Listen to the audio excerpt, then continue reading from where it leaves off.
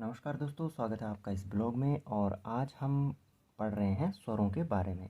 जैसा कि मैंने आपको पिछले ब्लॉग में बताया था, स्वरों के बारे में और व्यंजनों के बारे में विस्तृत विवेचन किया था हमने उसमें। तो आज हम जानते हैं स्वरों के बारे में। और जो हमारा आज का शीर्षक है, मात्रा के आधार पर स्वरों का वर्गीकरण। किसके आधार पर? मात्रा के आधार पर। तो इस प्रक्रिया में यदि हम आगे बढ़ते हैं तो सबसे पहले हमारे सामने एक प्रश्न उठता है कि मात्रा आखिर होती क्या है। मात्रा क्या होती है? यदि आप इस ब्लॉग को देख रहे हैं तो आप अपने मन मस्तिष्क में चिंतन कर सकते हैं कि मात्रा किसे कहते हैं। तो मात्रा का अर्थ है वर्ण या अक्षर। वर्ण को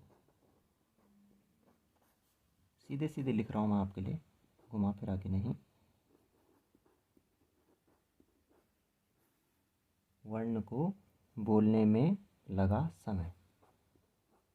वर्ण को बोलने में जितना भी समय लगेगा हमें, उसे वर्ण की मात्रा कहा जाता है। तो ये हो गई मात्रा की सीधी और सरल परिभाषा। वर्ण को बोलने में जितना भी हमें समय लगता है उसे हम कहते हैं मात्रा।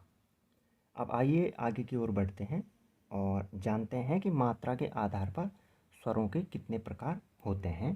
तो इसमें जो हमारा सबसे पहला बिंदु आता है वो है मूल स्वर। मूल स्वर।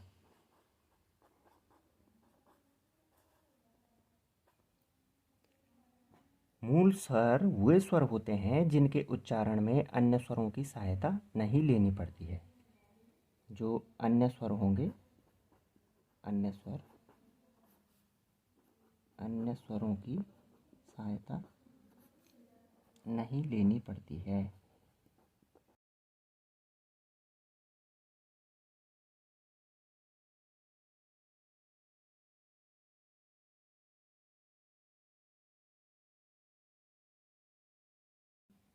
मूल स्वर वे स्वर होते हैं जिन स्वरों में अन्य स्वरों की सहायता नहीं लेनी पड़ती है, वे मूल स्वर कहलाते हैं। अब मूल स्वर कौन कौन से होते हैं, आइए इसके बारे में देखते हैं। या इसकी एक दूसरी परिभाषा भी है, जिनके उच्चारण में वे स्वर जिनके उच्चारण में सबसे कम समय लगता है। मैं यहीं पर लिख लेता हूँ आपके लिए, सबसे कम समय।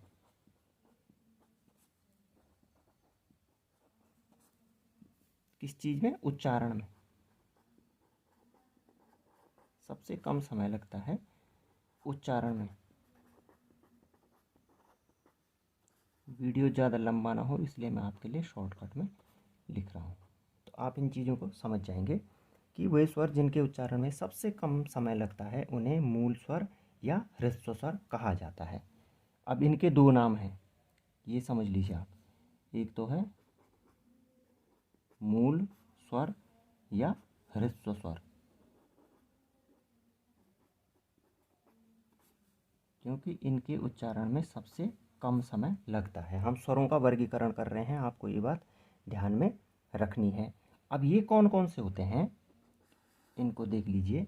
ये हैं जो मूल स्वर है हमारे पास। अ, एक तो अ है, ई, उ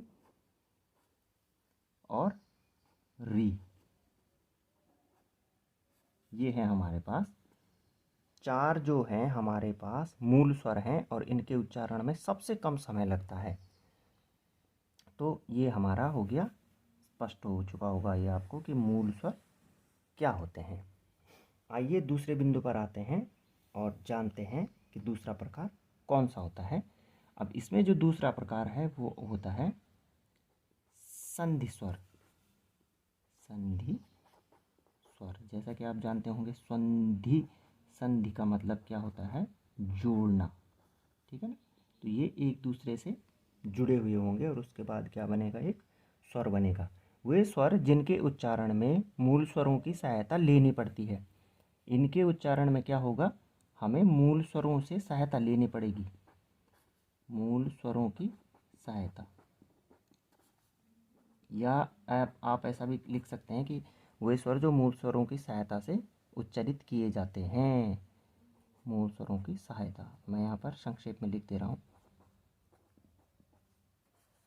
ठीक है।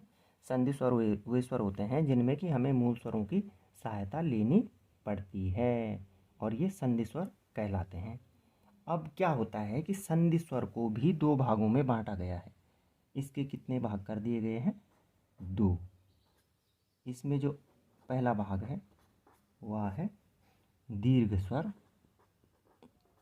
दीर्घ का अर्थ आप जानते हैं, दीर्घ का मतलब होता है बड़ा, ठीक है। वे स्वर जो सजातीय स्वरों के मिश्रण से बनते हैं उन्हें दीर्घ स्वर कहते हैं। अब ये बनते कैसे हैं? सजातीय स्वरों से। अब सजातीय क्या होता है?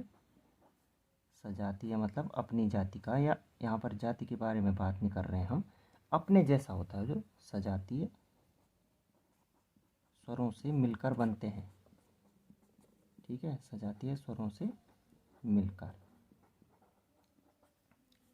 अब देखिए यहाँ पर कैसे, जैसे ये है, ये दीर्घ स्वर का हम उदाहरण दे रहे हैं आपको।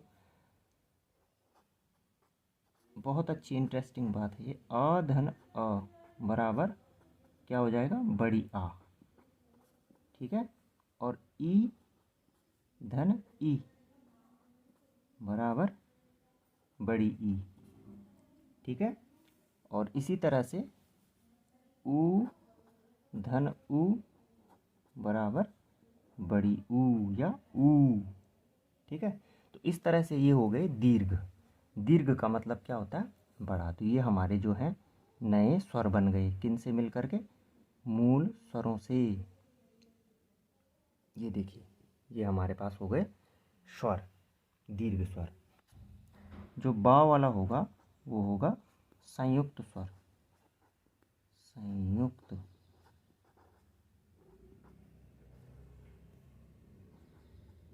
अब संयुक्त का मतलब क्या है? ज्वाइंट या कंबाइंड, ठीक है ना।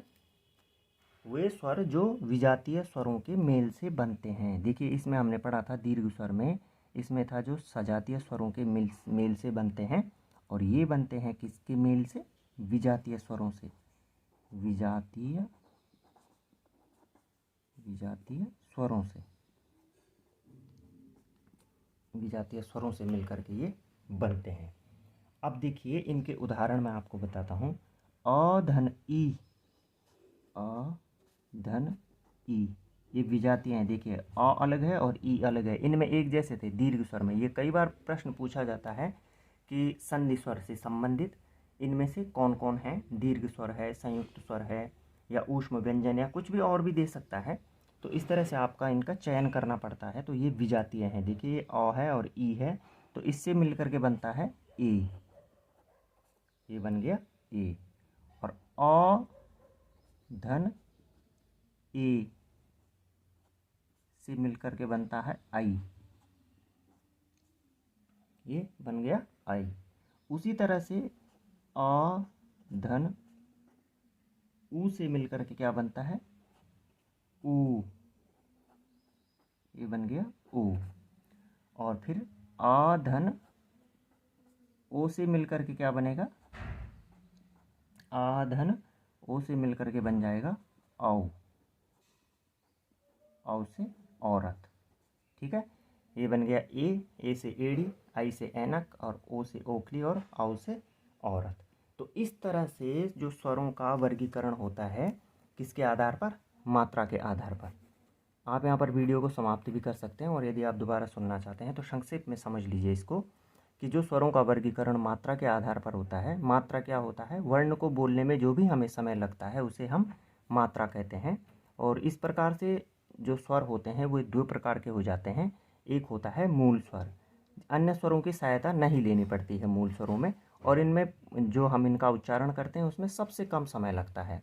तो मूल स्वर कौन कौन से हैं? इनको ह्रस्व स्वर भी कहा जाता है, अ ई उ और री। संधि स्वर कौन सा है? इसका जो दूसरा भाग है संधि स्वर। मूल स्वरों की सहायता लेनी पड़ती है किसमें? संधि स्वरों में। अब इसमें जो पहला भाग आता है इसका, ये वाला, ये पहला भाग है, दीर्घ स्वर सजातीय स्वरों से मिलकर के बनते हैं। और सजातीय मतलब जो एक जैसे होते हैं, आ धन आ बराबर आ, ई धन ई बराबर ई, इसी तरह से ये भी है। और जो इसका बाव वाला भाग है दूसरा, संधि स्वर के दो भाग होते हैं, दीर्घ स्वर और संयुक्त स्वर। अब इसमें क्या है देखिए, ये बनते हैं विजातीय स्वरों से मिलकर के। आ धन ई, ये आ अलग है, ई अलग है, तो इससे बन गया ए। आ धन ए बराबर आई, और आ धन ऊ बराबर ओ, और आ धन ओ बराबर आओ। तो इस तरह से मात्रा के आधार पर हम किसका, स्वरों का वर्गीकरण कर सकते हैं। तो ये ब्लॉग शायद आपको अच्छा लगा होगा। यदि आपको ये वीडियो अच्छा लगा तो कमेंट में अवश्य लिखिएगा और अपनी राय अवश्य बताइएगा। धन्यवाद।